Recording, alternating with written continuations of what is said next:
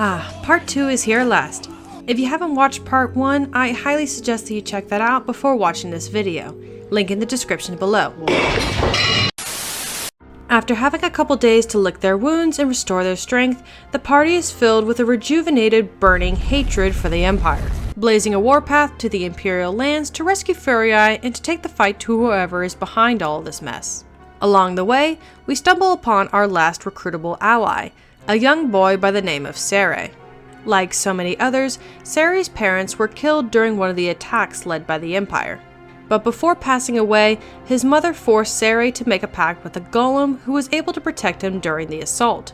The price he had to pay was for him to give up his time, meaning he could never die of old age, forever remaining in the body of a 6-year-old boy. Supposedly, Sere was created by Yoko Taro to contrast the gang of miserable fucks we currently have accompanying us, but I would think it's best if he were to wait for the next troop to roll into town. This is quite literally the worst party you can be in right now. Get out while you still can. Apparently, Takamasa Shiba, one of the series producers, admitted in an interview that he absolutely despised Sere and considers him to be an irritating character. And after playing the game, I won't be alone. Colum will be with me. Besides, I became the little hero. Do you know that story? My mother used to tell it to me. Mana! Mana! Answer if you can hear me! It's me, Sere! Yeah, I feel that. Anywho, as the party makes their way to the Empire territory, Sere spots a valley where his twin sister Mana was last seen and begs Kaim and the others to help search for her. The party is initially like, "Fuck no, baby!" But Golem reveals that her disappearance had something to do with the Cult of the Watchers, so it might lead us to a clue. The dragon also makes a point that the valley is quite perilous and inquires as to why Mana would go to such a place, with Sere quickly clarifying that she was taken there by their mother. However, during their search, the boy solemnly reflects on the past, revealing that his mother despised Mana, often beating and berating her, but never Sere. Being just a child, he doesn't quite understand as to why his mother would do such a thing, and as such feels an immense guilt, believing that he stole all of his mother's love away from Mana. What isn't mentioned in this game is that Sere's family descends from a line of stone sorcerers, taking pride in their talents to control golems. A skill that Sere was naturally adept in, but one that Mana did not possess. As such, the mother viewed Mana as nothing more than a useless child, leading to her taking Mana out into the wilderness and abandoning her. Unfortunately for us, Mana is nowhere to be seen, leading Sere to apologize for wasting our time in looking for her. Right on cue, as if to say, "Oh yeah, weren't we supposed to be saving the fucking world?" The fairies of the forest let out a death cry, signaling to us that the seal of the forest has been broken, leaving only the goddess seal as the last remaining force between this world and whoever would seek to infiltrate it. Upon reaching the Imperial lands, the Union and the Empire have gathered all of their forces to face each other in one final battle. However, not long into the fight, the Empire reveals a new war machine called a Cyclops, an entirely man-made abomination manufactured in the Empire's factories. And I love it. Something that I really appreciate Drakengard for is that it does a really neat job pulling the rug out from underneath the player in regards to its atmosphere and aesthetics. Going from a mature but typical fantasy setting similar to Game of Thrones, to slowly engulfing the player into a bleak and oppressive tragedy similar to something like Berserk, with this battle being the turning point. I mean, just look at this guy. The design for this monstrosity appears so crude and rushed that it makes me believe that the Empire didn't have enough time to actually finish building this colossal weapon before it had to be deployed into combat. Hell, they didn't even bother to remove the scaffolding off the Cyclops, so they just have these wooden platforms fastened to their head. It's such an odd design choice, but the fact that it's there makes my mind try to fill in the blanks, which is just superb world building on Drakengard's part. I like it, Picasso. With the help of Kaim and the Red Dragon, the Union soldiers gain the upper hand, and after a long and grueling battle, victory is in our hero's grasp. However, as the battleground begins to shake beneath our feet, and as the brainwashed Empire soldiers begin to raise their arms in jubilation, the Union's triumph is swiftly suffocated.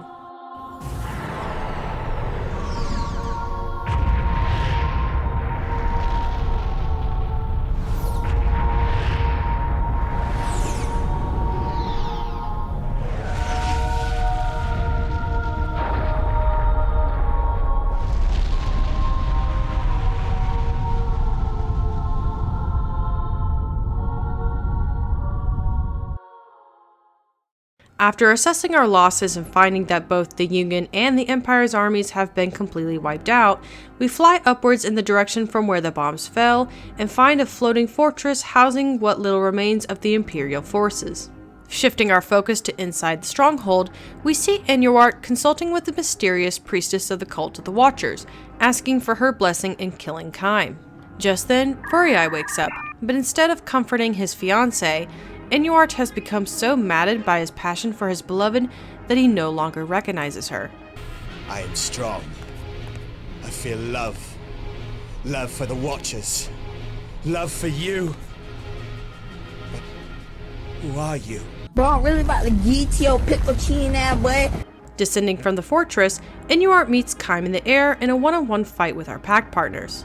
As the battle goes on, Inuart will begin to do this odd chant, and for the life of me, I couldn't figure out what was happening.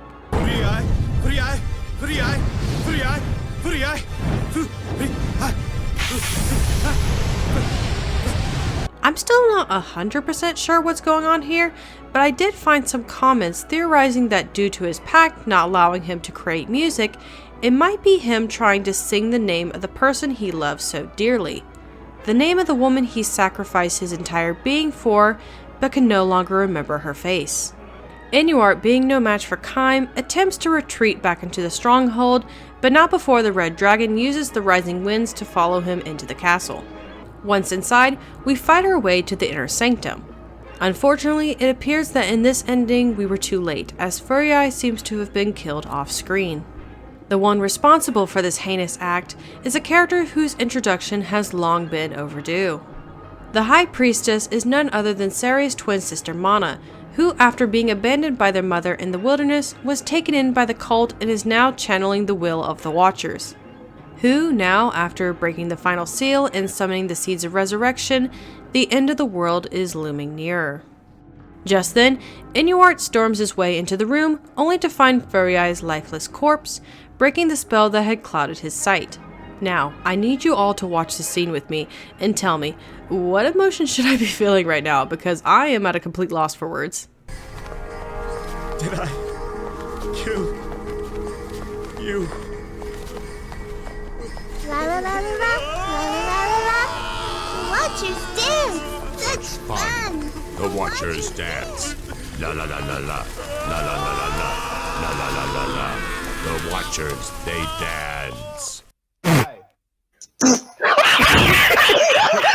Inuart, who is now mentally and emotionally broken by the loss of his beloved, takes Furiai's body, hoping to find a way to bring her back from the dead. In his grief, he resolves to do the unthinkable, and makes his way to one of the Seeds of Resurrection, hoping that the device will perform the miracle that its namesake suggests. However, as Kaim and the dragon fly in pursuit, the Red Dragon drops a bombshell that these seeds are not only called the Seeds of Resurrection, but were once called the Seeds of Destruction. But after years of fraudulent myths and propaganda, the original purpose of the seeds had long been lost to the history of man, but not long enough for the dragons to forget. Now, as to who was responsible for pushing these false teachings about the seeds' true purpose was none other than the Cult of the Watchers themselves, because of course it was them. Who else would be willing to play this long of a con?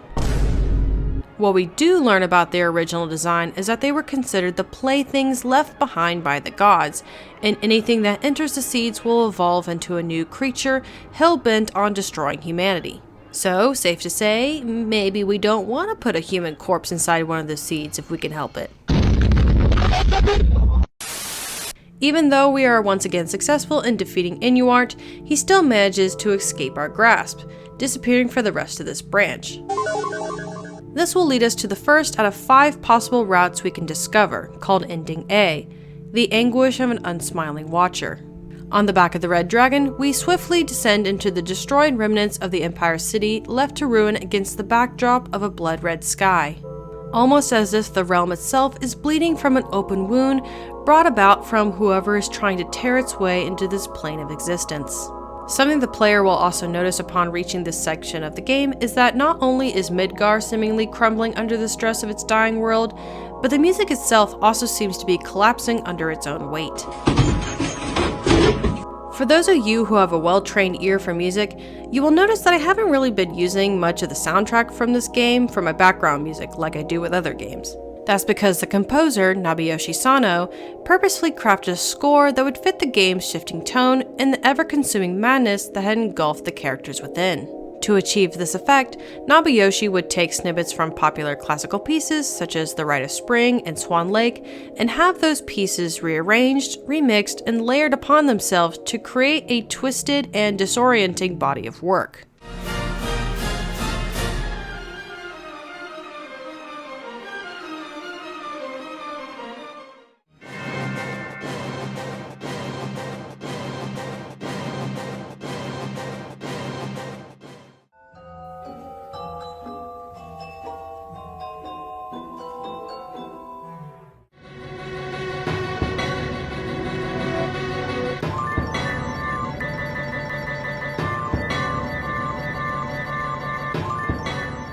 It's kind of funny because as the game went on and as the soundtrack became more and more corrupted, I thought that my perfectly legal copy that I was using to record footage was actually glitching, and I was genuinely beginning to panic that my audio was going to sound like shit.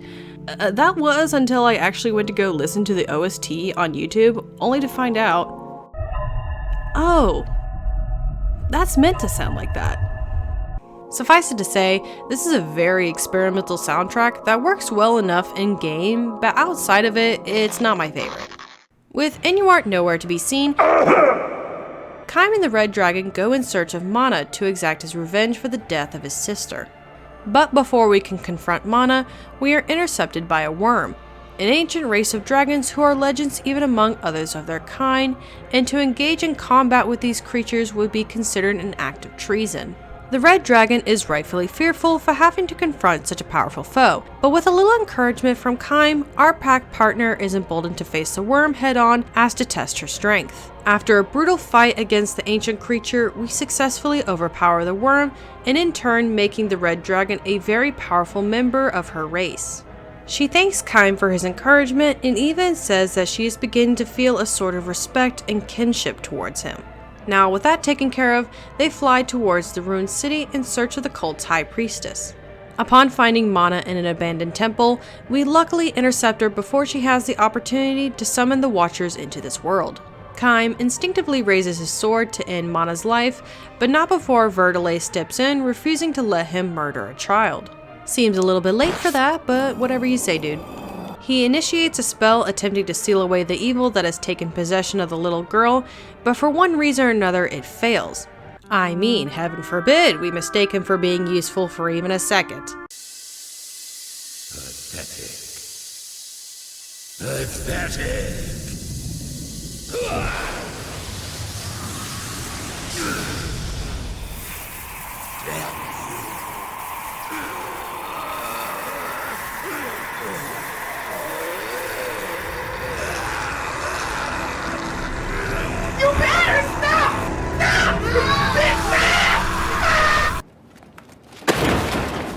Jumping into the attack of the 50-foot toddler, Mana becomes the final boss for Ending A. Fueled by the power of the Watchers, the girl begins to grow to the size of a colossus, and oh boy, I actually like this fight a lot. There is something so amusing about fighting this ginormous humanoid child with all the derpy expressions that come with it, but paired with this deep growling voice that sounds like some dude trying to gargle the microphone, it never fails to crack me up.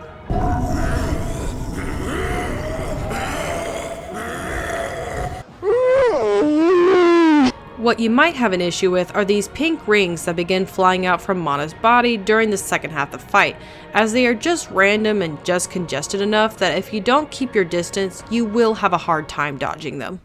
Upon reverting back to her normal size, Mana also appears to have come back to her senses, breaking free from the Watcher's control.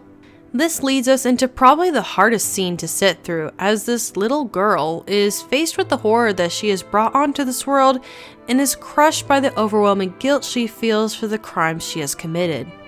Crimes that she arguably had little to no control over, as she and all the Empire forces were being manipulated by the Watchers to commit these heinous acts. One just has to look at their red eyes to know who is really pulling the strings. All of this because Mana was abused and discarded by her mother, depriving her of love and affection and leaving her mentally fragile and vulnerable to the Watcher's influence, promising her the love that she has never received while tricking her into becoming their conduit for death and destruction. In the end, even though all she's ever wanted was to be loved, she begs Kaim to end her life, not wanting to live with the consequences of her actions. However, in an act contrary to the bloodshed left in his own wake, Kaim refuses to kill Mana. Instead, as punishment for her crimes, he sees it fit that she will never know peace, cursed to live out the rest of her days being feared and despised by all humanity. Something that to Mana is a fate worse than death. Whoppity whop! Kill little Mana! Wow, you are not helping your case right now. After the party is done taking turns berating this poor child, Vertile reminds us that the seals are still destroyed, and in order to rebuild, a new goddess must be chosen. However, to the surprise of Kaim and Vertile, the Red Dragon volunteers herself to bear the heavy burden of becoming the next goddess, saying that no human can match her strength. As to why the Red Dragon would sacrifice herself for a species that had just doomed the world, she will never say.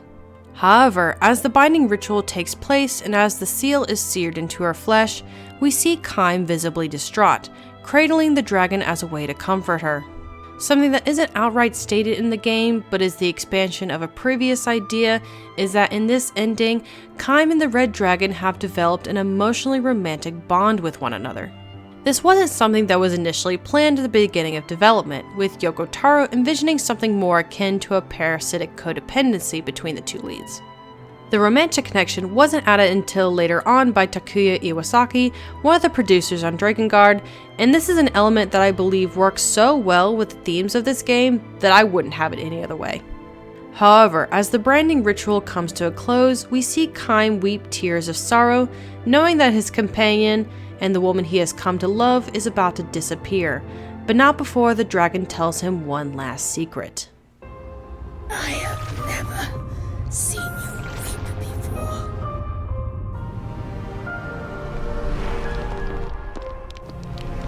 There is but one thing I wish for you to remember. Angelus.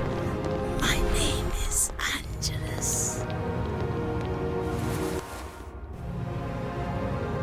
You are the first and the last of your kind to know my name. And with that, Angelus fades away into the sky, restoring the seal, leaving Kaim and Vertile alone to pick up the pieces of this broken world, but with a small glimmer of hope that humanity has been granted another chance at salvation. This is of course only the first of 5 endings that you can unlock, but it's probably my personal favorite. Even though it is still a pretty grim conclusion given the fact that everyone is either nowhere to be found or is dead, it still does a pretty nice job at tying everything together while also giving Kaim and Angelus the opportunity to develop as characters. This is also the ending that directly leads into Drakengard 2's timeline, which is a potential video for another day, but safe to say that this timeline has a lot of potential to see more of what Midgard has to offer. That, however, is not something I can say for the rest of Drakengard's endings, cause believe me, the road to hell only goes down from here. The next ending we will be taking a look at is Ending B. This route has no special requirements to unlock it, however we will need to go back in time to when we fought Inuart outside the floating fortress. This time, instead of going to look for Mana in the Empire City, we follow Inuart as he takes Furiai's lifeless body to the Seeds of Destruction. Unfortunately, Kaim and Angelus are already too late as Inuart marches towards the seeds, clinging on to the only hope he has left. As he gently places the body of the woman he loves into the strange device, the seed begins to glow with an otherworldly light, and for one brief moment, it appears as if a miracle is about to take place.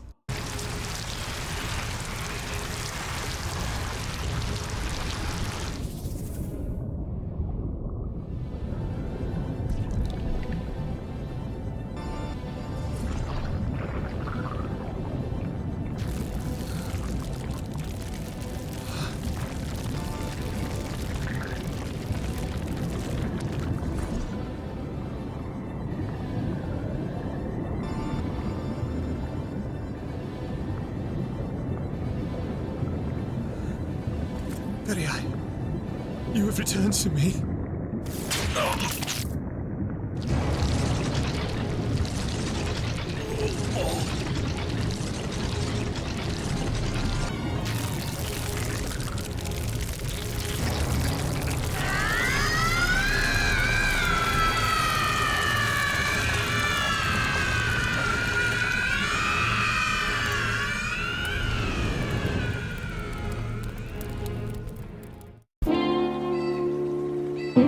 Oh, that brother is gone. Oh, that brother is gone. Just as the dragon predicted, the seeds can only create monstrosities hell-bent on wiping out humanity, making Furii the final boss for Ending B, and my god is she horrific. She looks like a creepy, fucked up version of Sephiroth's one-winged angel form, and even though her fight is a little bit difficult, it's nothing we can't handle. After defeating Furii, we see Kaim holding what remains of his sister's lifeless form in his arms as he looks out onto the morning sky. However, as the camera pans away, we see dozens of these monstrous creatures begin flying towards our hero. Their hideous screams racing into the air, heralding the end of humanity, closing Ending B.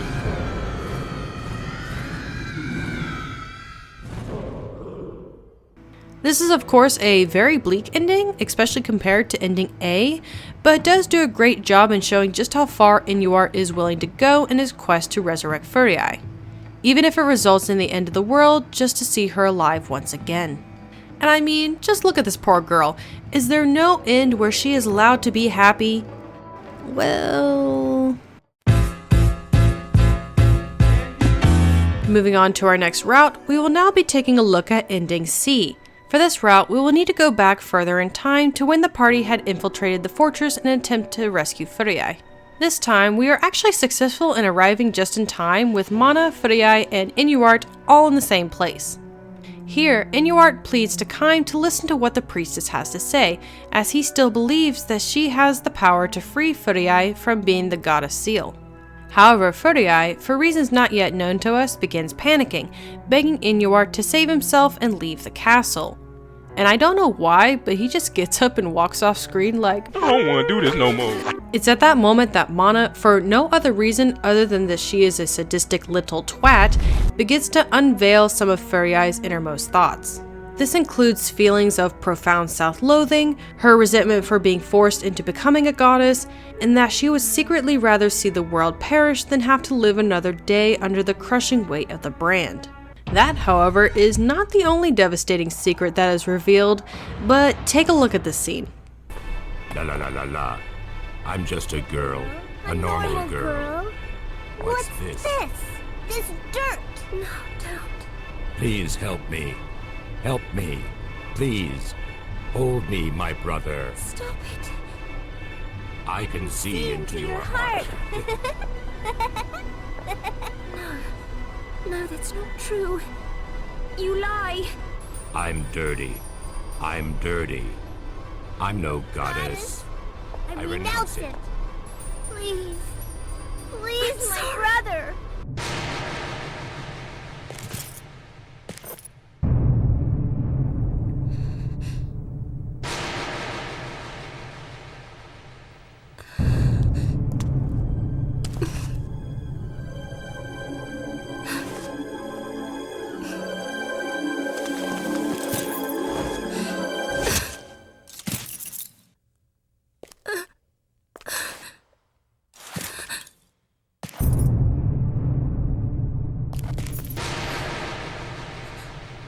Look at me. Okay, here we go. Here, her true motives are fully revealed, in that Furii has incestuous feelings towards her brother Kaim, which is really fucking awkward. Now, I know for some people, with it not being outright stated with a megaphone, that Furii wants to be more than siblings, that some people didn't understand what was happening. And, buddy, all I can say for that is, just like Patrick Star, you are showing up on the wrong side of the spectrum. But don't worry, future media will have it clearly spelled out for y'all. Jesus Christ. Which, with that context, makes sense as to why Kaim would look away from Furii, out of disgust. This also puts into context why Inuart was so jealous of the siblings' relationship and why he saw Kaim as a rival. As to whether or not Kaim and Furii have ever actually engaged in a physical relationship, I don't really know, but judging by Kaim's reaction, I would have to say no. But honestly, I just feel sorry for the guy. This is a lose-lose situation. Cause you mean to tell me that your only romantic options are either how to top your dragon, or his own full-blooded sister? That is a fate I wouldn't even wish upon my worst enemy. That's tough, my guy. Going back to the fight against Inuart in the sky, if you can beat him in under 4 minutes, this will unlock the path leading to ending C. Chasing him down to the ground, we again find him in front of the Seeds of Destruction. However, he has been mortally wounded and is too weak to fuse Furii with a device. Knowing his time is short, Inuart begs Kaim to let him die clutching the body of the woman he desperately wanted to protect, finding peace in death. Just then, Angela senses a human at the altar trying to summon the Watchers, but when we cut to the scene, we see Mana in front of the Seed of Destruction. Just then, she hears the roar of an approaching horde of dragons. Believing that these creatures were once the tools of the gods, she rejoices, assuming that they have come to her aid as her servants. Her belief, however, is instantly proven to be false as the dragons promptly devour her.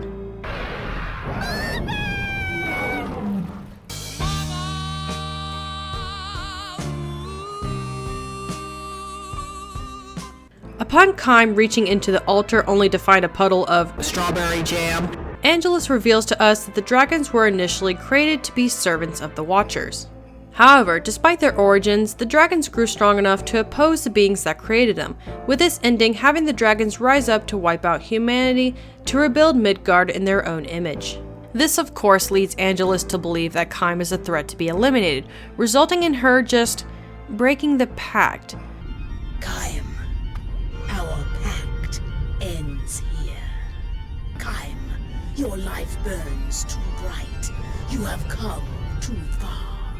And now, I must destroy you. Objection! Now you wait just a moment, I call bullshit. Up until now, it has never even been stated that breaking a pact was even an option, let alone a potentially viable strategy, with my assumption being that it was a binding contract until one or both parties perished. Which of course begs the question as to why doesn't everyone just make pacts and then break it whenever it's convenient for them? Especially since, as this ending implies, both parties don't even need to consent to nullifying their respective contract, as Angelus is able to break their pact like it's nothing. Maybe I'm reading too deeply into this, but the fact that this scenario even exists retroactively cheapens the severity of forging a pact in this universe, and I'm admittedly just butthurt about it. With their pact now broken, the final boss for ending C is Angelus, and oh boy, this fight's my favorite. Straight out the gate, the red dragon takes off her gloves to torch this man, shooting these fireballs down the corridor, but not before Kaim just starts weaving that shit. Parkour! Hell, at this point in the game, I nearly forgot that there was even a dodge button, but that's okay, all is forgiven. Towards the end of the fight, Angelus does start getting a bit petty and releases these balls of energy that are just random enough but always seem to hit me without fail that I could have done without. But still, in my opinion, this fight was peak. Also, now that their pact is broken, Kaim now has his voice back, so I'm sure he has a lot to say in regards to everything that has happened. I am Kaim.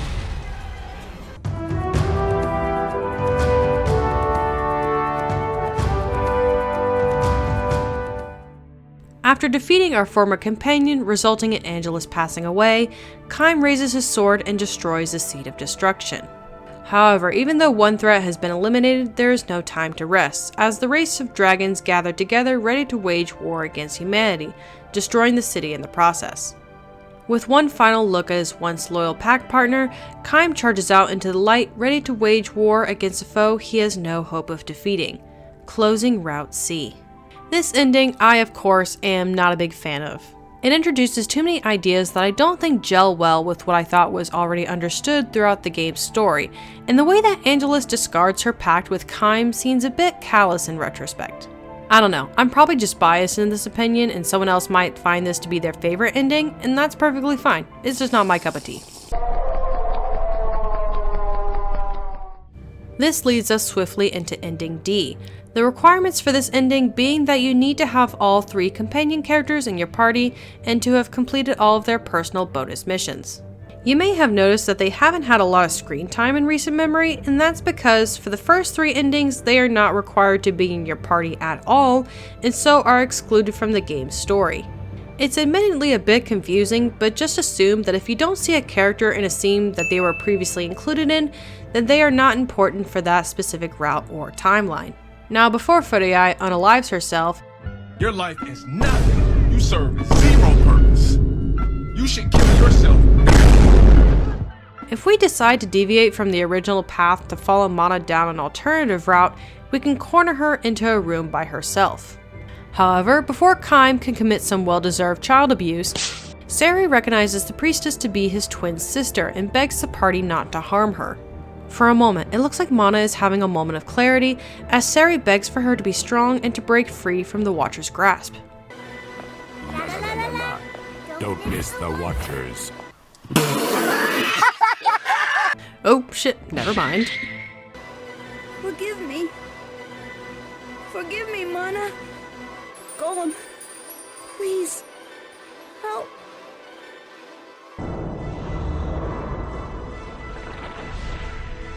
Now is the time to feel the love of the gods. A deep love. A great love.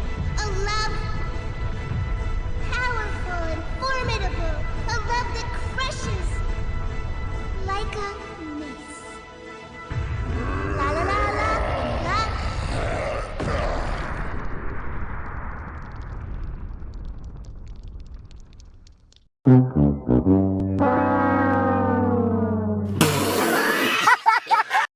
Gollum, what the fuck? What made you think that was a good idea? Honestly, he probably just confused her with Sarai. After Gollum gets done wiping away Mana's strawberry jam, the instrument of the gods is now dead, and with that the fortress begins to violently shake, signaling the arrival of the Watchers.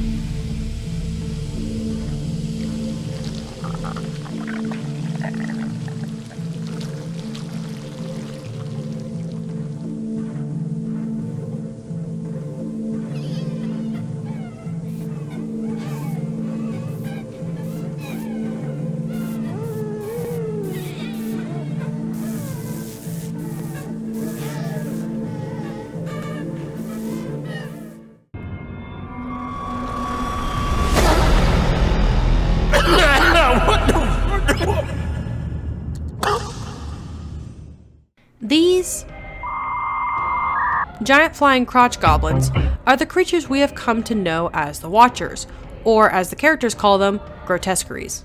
These otherworldly beings are the ones responsible for enslaving the Empire forces and possessing Inuart and Mana. At this point in the game, reason and logic have absolutely been thrown out the window, and Vertile is responding in just the same way I would if I was put into his situation, as he silently pisses himself in the corner. Kaim and Angelus attempt to kill as many of the grotesqueries as they can, but the numbers seem to be never ending, and the party are soon cornered. However, Ariosh becomes separated from the group and seems to be delighted by the sight of so many babies. Ariosh! What are you doing?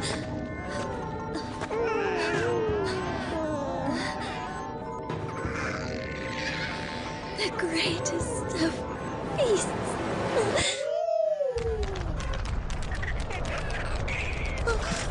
They're devouring Ariosh! Oh, she passed away? Oh.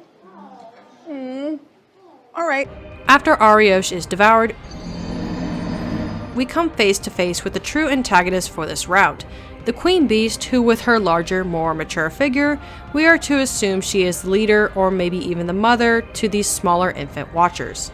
Kaim and the rest try to make an attempt to flee, but Leonard comes to the conclusion that without a distraction, the party won't have enough time to make their escape.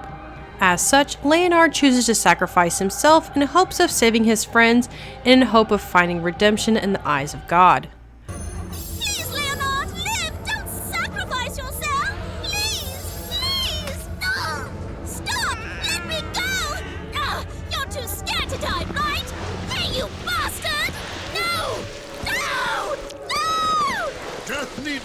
the end of hope!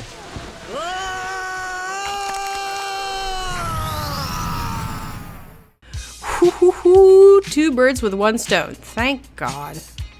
With what few remaining party members we have left just trying to survive, Sari begins to feel like his body is on fire as a reaction to the Queen Beast. The Red Dragon suggests this may have something to do with the Queen having the power to control time around her, which just so happens to be the price Sari had to pay for his pact. With that, Angelus comes to the conclusion that if Sari were to break his pact with Golem, it could be enough to stop the Queen Beast before she devours the world. I think. I'm honestly not quite sure where she's coming from on this one, but I'm long past questioning these things. With this plan in mind, our heroes fly up into the air in an effort to get Sari close enough to the Queen Beast who's pregnant with all the time she has consumed? Excuse me, what? Maneuvering past the smaller watchers, Kaim and Angelus are successful in launching Sari towards the Queen Beast, but are ultimately overwhelmed by the grotesqueries and are torn limb from limb. Now all alone, the little boy lays down on the Queen Beast's belly, breaking his pact. In doing so, it would appear that time surrounding the boy and the Queen Beast begin to crystallize, freezing everyone inside it forever. Sari quietly prays that Mana will one day forgive him, before falling into a deep eternal sleep as the world grows silent around him, closing Route D.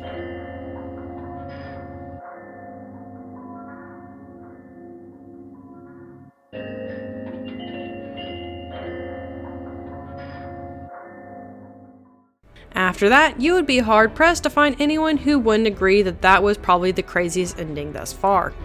It kind of makes me wonder what inspired Taro to come up with this type of conclusion other than to just shock the players. However, our journey is not over yet. We still have one ending left to cover, that ending being Ending E.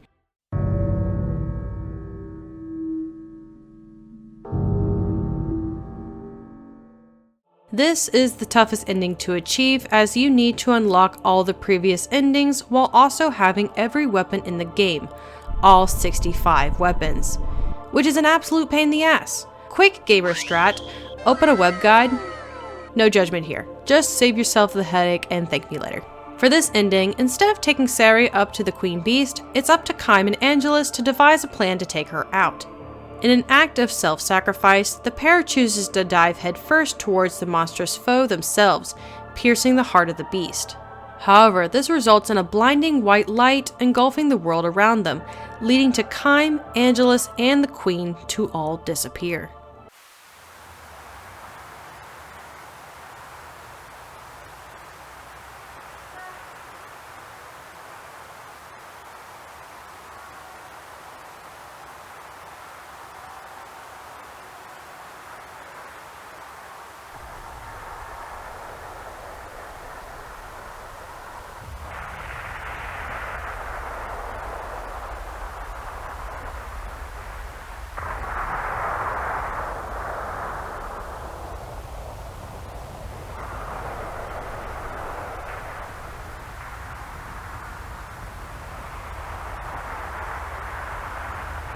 Is this the land of the gods?